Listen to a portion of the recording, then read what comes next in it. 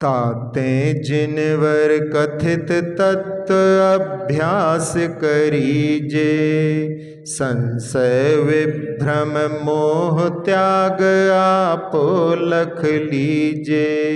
यह मानुष पर आए सुकुल सुनि वो जिन वाणी, इह विधि गए न मिले सुमणि ज्यों दधि समानी।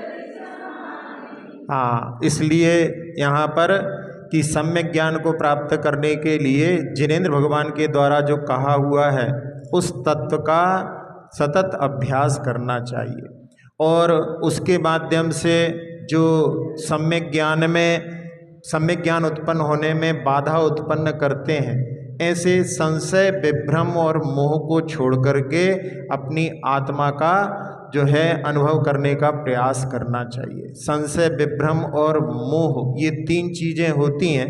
संशय जो होता है वो अनेक कोटियों में इधर उधर डोलने वाला जो ज्ञान होता है वो संशय कहलाता है, और विभ्रम यानी विपरीत को ग्रहण करने वाला, इसको विपर्य भी बोलते हैं, विभ्रम होता है। और मोह का अर्थ होता है अनध्यवसाय, यानी उसमें पुरुषार्थ ही नहीं करना। ये तीन चीज़ें होती हैं। तो इसमें जैसे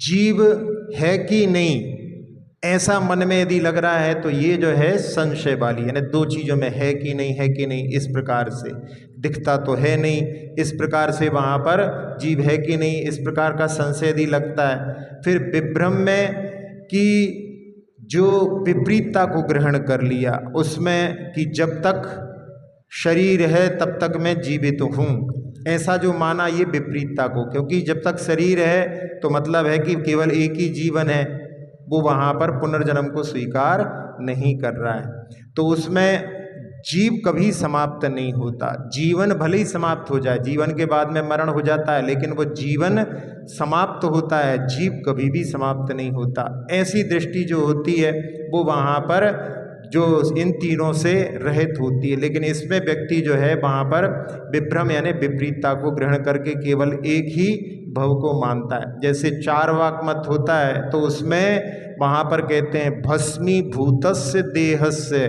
पुनरागमनम कुतः, एक बार देह जल गई फिर कौन संसार में आता है। इसलिए वहाँ पर कहते हैं ऋणम कृत्वा घृतम पिबेत, खूब ऋण लो और खूब घी पियो। आजकल यही चल रही है पद्धति, खूब लोन जो है लेने के लिए लोग तैयार रहते हैं और फिर जो है चुकाते नहीं तो वो जो है सारी कहीं इधर उधर भागते फिरेंगे। तो ऐसी स्थिति होती है। तो वो चार्वाक मत अनुयायी जो केवल एक भव को मानते हैं, उसमें पुनर्जन्म को नहीं मानते, तो उसमें वो जो है आत्मा की जो कि हमेशा विद्यमान रहती है उसके विपरीतता को उन्होंने ग्रहण कर लिया, केवल एक ही जो है भव है ऐसा ग्रहण किया। तो ऐसे संशय विभ्रम मोह के लिए एक और उदाहरण के माध्यम से एक सेठ जी दो छोटे छोटे स्वान के जो है बच्चे पिल्लों को खरीद करके लेकर के आए। वैसे जो है पालना नहीं चाहिए लेकिन फिर भी उदाहरण के रूप में बतला रहे हैं।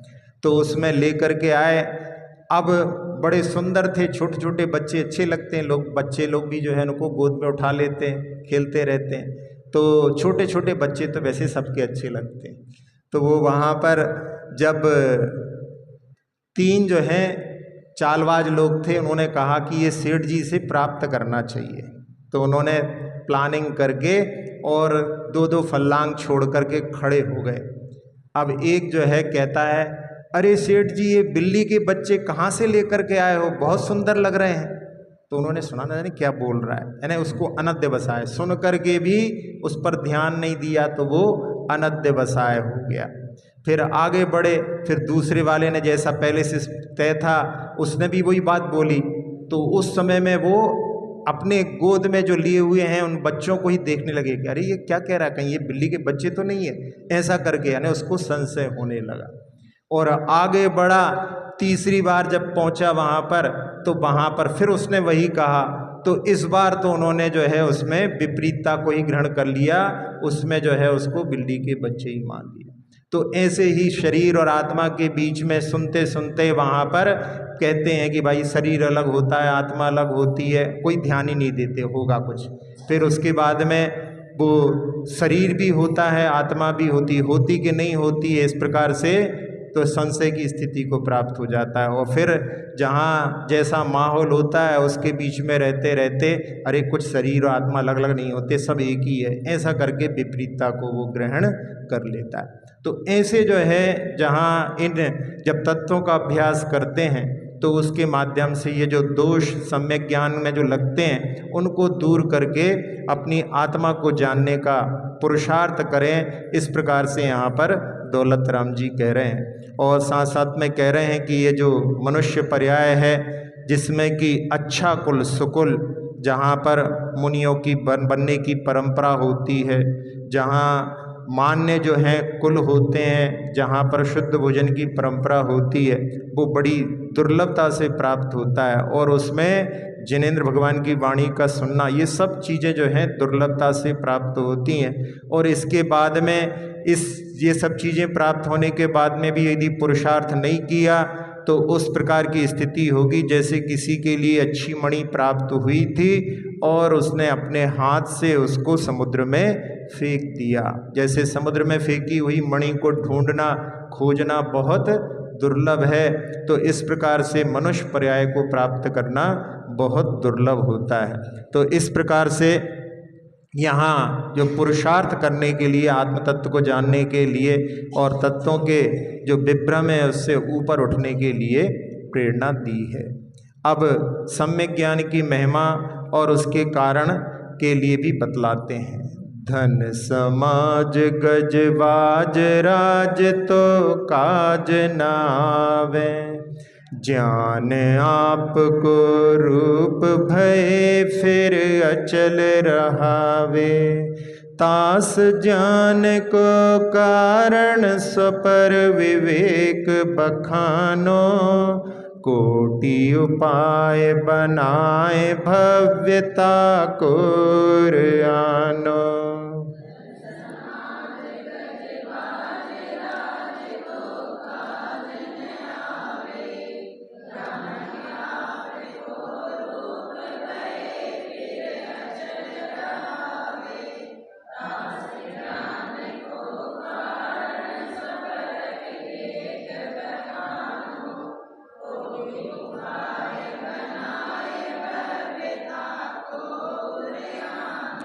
हाँ, यहाँ पर कह रहे हैं धन, जो धन संपत्ति आदि होती है वो भी जो है साथ में नहीं जाती, कोई काम में नहीं आती।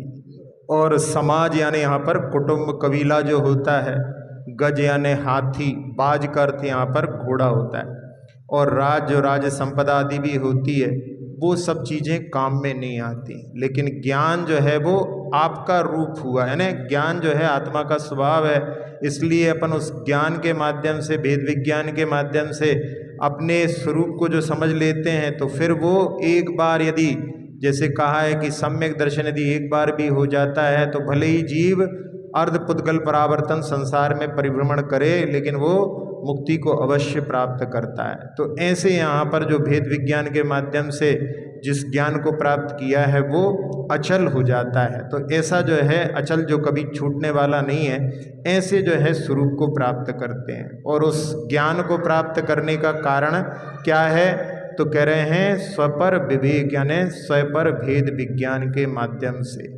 अपन जिन जिन चीज़ों को अपना मानते हैं वास्तव में वो सब अपनी नहीं है। जो अपना आत्म तत्व है बस वो केवल अपना है, बाकी सब चीज़ों को जिनको अपन अपना मानते रहते हैं, जब जैसे कि आगे कहेंगे ही उसमें 12 भावनाओं में, और जो आगे अपन ने भूदरदास जी की उसमें भी 12 भावनाओं में भी पढ़ा है कि जब देह भी अपनी नहीं तो बाकी सब चीज़ें अपनी कैसे हो सकती हैं। तो इस प्रकार से बार बार पुरुषार्थ करके और क्या अपना है और क्या पराया है, इस प्रकार से जो है प्रयास करने पर प्रतिदिन जो है सुबह सुबह उठ करके चिंतन करना चाहिए कि वास्तव में अपना क्या है।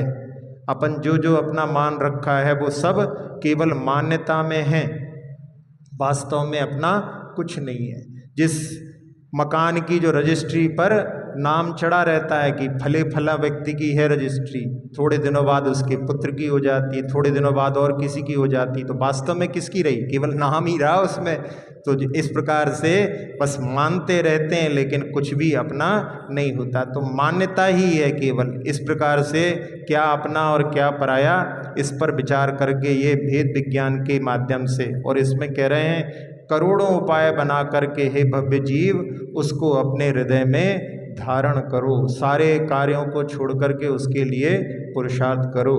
अमृतचंद जी ने जो समय सार में कलश लिखे हैं उसमें भी उन्होंने बोला कि बार बार प्रयास करो, 6 महीने तक यदि प्रयास करोगे तो उसकी उपलब्धि हुए बिना नहीं रहेगी, लेकिन प्रयास करने से सफलता अवश्य मिल सकती है।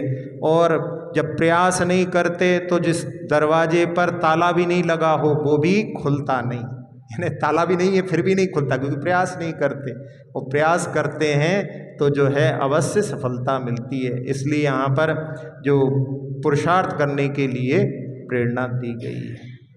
जे पूर्व शिव गए जाहि अरु आगे जे हैं, सो सब महिमा जान तनि मुनिनाथ कहे हैं। विषय चाह दव दाह जगत जन अरनि दझावे, तासु पाए नान ज्ञान घन घान बुझावे।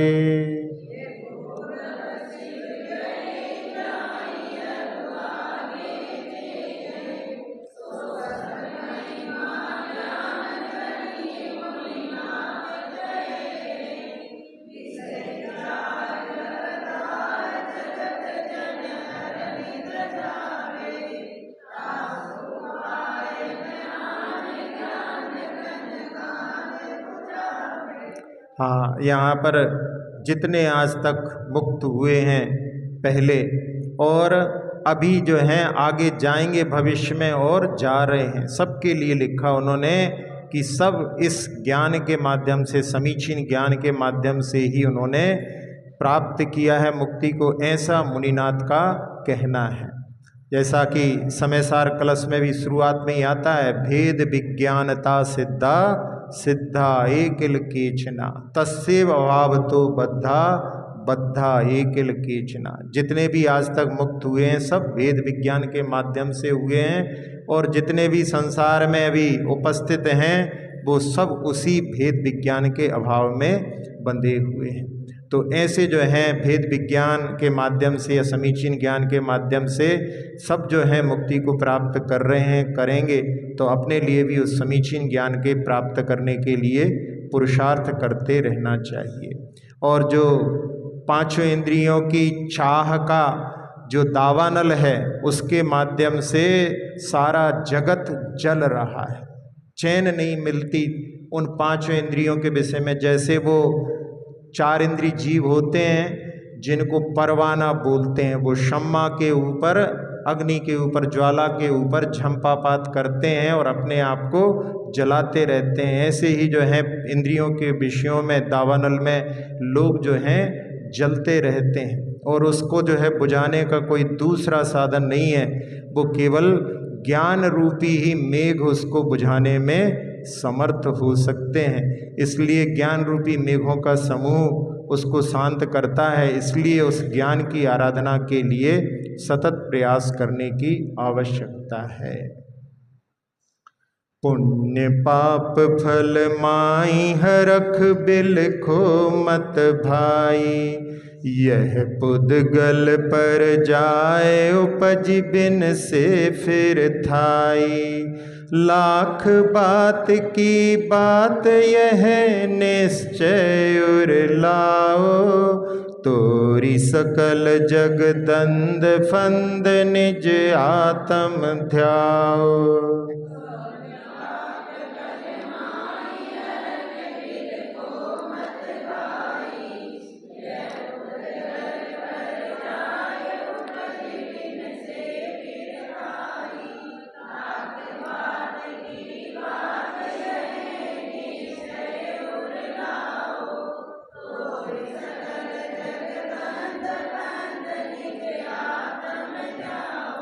हाँ, पुण्य और पाप का फल जो परिवर्तित होता रहता, कभी भी एक सा उदय नहीं बना रहता। कोई व्यक्ति हिल रहा है, क्यों हिल रहा है? क्योंकि नाव हिल रही है। अब नाव क्यों हिल रही है? तो वहाँ पर पानी हिल रहा है। अब पानी क्यों हिल रहा है? तो वायु चल रही है, तो उससे नाव हिल रही है, उसमें बैठा व्यक्ति हिल रहा है। तो ऐसे ही जहाँ कर्मों का जो है उदय होता है, कर्मों की हवा चलती है, तो उसके माध्यम से कभी जो है वो ऊपर, कभी नीचे, ऐसे पुण्य और पाप का उदय उसका जो चलता रहता। अब उसमें पूछते हैं कि एक सा उदय क्यों नहीं होता? तो कहते हैं एक सा परिणाम कभी रहता है? सुबह का परिणाम देखो अलग हो जाता है, संध्या का अलग हो जाता है, परिणामों में परिवर्तन होता रहता है। इसलिए कर्मों का बंधन भी एक सा नहीं होता, कभी जो है पुण्य कभी पाप, इस प्रकार के भाव होते हैं उस प्रकार का। तो उसके जब फल मिलते हैं तो उसमें जब पुण्य का फल मिलता है तो जीव हर्षित होता है, पाप का फल मिलता है तो रोता है। तो उसमें कह रहे हैं कि इसके पुण्य पाप के फल में हर्ष और विषाद मत करो, क्योंकि यदि हर्ष विषाद करोगे तो और आगे की परंपरा चलती रहेगी। आचार्य कुंद कुंद स्वामी ने पंचास्तिकाय में यही लिखा कि संसार का परिभ्रमण का कारण क्या? तो उन्होंने कहा कि वहाँ पर जीव जहाँ उत्पन्न होता है, शरीर मिलता है, शरीर में इंद्रियां आती हैं, इंद्रियों में विषयों को ग्रहण करता है, विषयों को ग्रहण करता है, तब उसके माध्यम से राग द्वेष करता है, और राग द्वेष के माध्यम से कर्मों का बंधन होता है, फिर से जो है संसार चालू हो जाता है, इस प्रकार शरीर प्राप्त करता है। तो ये संसार का चक्र चलने का जो कारण है, इसमें हर्ष विषाद चलता रहता है। तो उसके लिए हर्ष विषाद से ऊपर उठने के लिए, लेकिन ये केवल क्या सांसारिक क्षेत्र में हर्ष विषाद से बचने के लिए कहा है। धार्मिक क्षेत्र में वहाँ पर यदि कभी जो हर्ष की स्थिति होती है तो उसमें हर्ष करने के लिए निषेध नहीं किया है, और कभी कभी कुछ ऐसी परिस्थिति बनती है तो उसमें रुदन भी आता है, तो वहाँ पर भी जो है उस रुदन के लिए भी निषेध नहीं किया है। तो इस प्रकार से केवल सांसारिक क्षेत्र में जो है इन चीज़ों के लिए निषेध किया है, और इसमें भी परिवर्तन होता रहता है। ये सब पुद्गल की पर्यायन है, कर्म का ही खेल है, इसलिए ये उत्पन्न होती है और नष्ट हो जाती है और फिर उत्पन्न हो जाती है, तो ये परिभ्रमण चलता रहता है। तो ऐसा जो है संसार का स्वरूप जान करके इससे प्रभावित जो नहीं होते, वो ही जो हैं इस संसार के चक्र से ऊपर उठने में समर्थ होते हैं। एक राजा जिसके राज्य पर किसी ने आक्रमण किया और उसका राज्य छिन गया, अब वो राजा जंगल में रुदन कर रहा था, उसको एक साधु मिले, उन्होंने कहा कि इस लॉकेट को जो है तुम अपने गले में धारण करो, यदि तुम्हें ज़्यादा परेशानी हो तो उस समय में इसको खोल करके देखना।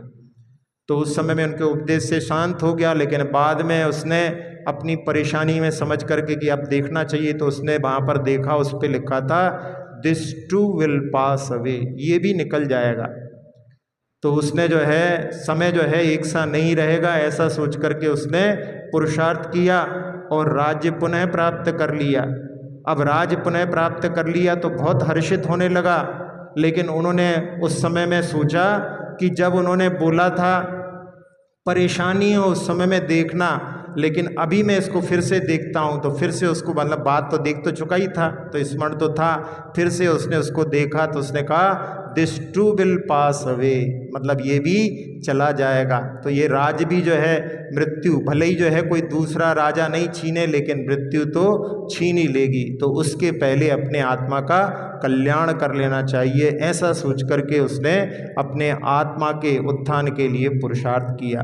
तो इसीलिए यहाँ पर जो है कहा कि ये तो सब संसार का चक्र चलता रहता है, और उसमें जहाँ संसार के जहाँ आगे वर्णन करते हुए कह रहे हैं कि लाख बात की बात यह है निश्चय, नेक्स्ट मार्गे की बात तो यह है कि ये सारे संसार के जहाँ दंड फंद यानी झगड़े जो चलते हैं, द्वंद्व का फंद, द्वंद्व क्या होता है, ये मेरा और ये मैं, ये तेरा और ये तू, इस प्रकार से जो द्वंद्व फंद होते हैं उन सबको छोड़ करके अपनी आत्मा का ध्यान करो, अपनी आत्मा में लीनता प्राप्त करो और अपनी आत्मा कोई और दृष्टि डालो जिसके माध्यम से अपना क्या है और पर क्या है इसका जो है अपने लिए भान होगा। जब तक अपन पुरुषार्थ नहीं करेंगे तब तक अपन अपने स्वरूप से परिचित नहीं होंगे। तो इस प्रकार से इस 6 डाला में अपन यहाँ पर सम्यक ज्ञान का प्रकरण जो चल रहा था उसको अपन ने यहाँ पर देख लिया है। अब जो सम्यक चारित्र में देश चारित्र का वर्णन आगे प्रारंभ होगा। तो इस प्रकार से यहाँ सम्यक ज्ञान के प्राप्त करने के लिए प्रेरणा दी है। तो अपने मनुष्य पर्याय का जो है समीचीन प्रयोग करके जितना समय मिले उतना जो है अपने लिए उस समीचीन ज्ञान को प्राप्त करने का पुरुषार्थ करना चाहिए। पहले हमने कहा था कि 3 जो हैं अपने कार्य हैं 8-8 घंटे करो, तो 8 घंटे यदि व्यक्ति चाहे तो अपनी पूजा आदि ध्यान आदि सब कुछ करके जो है स्वाध्याय के लिए भी पर्याप्त समय घर में रह करके भी निकाल सकता है और बहुत सारे लोग निकालते भी होंगे।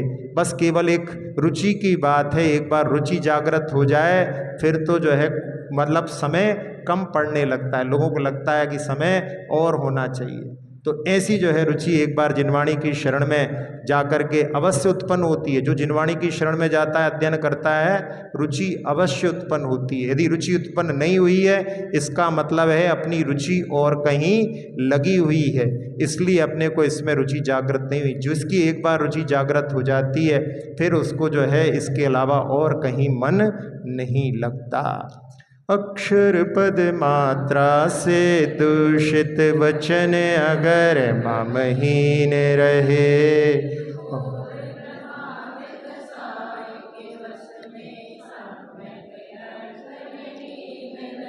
जिन वाणी माता मेरी उन सब त्रुटियों को क्षमा करें।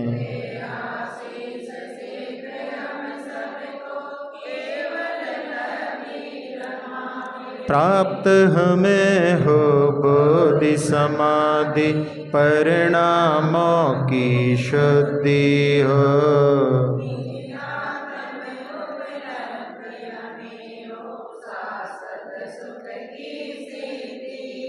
चिंतित वस्तु दात्री माता चिंतामणि उपमा भाति करूं।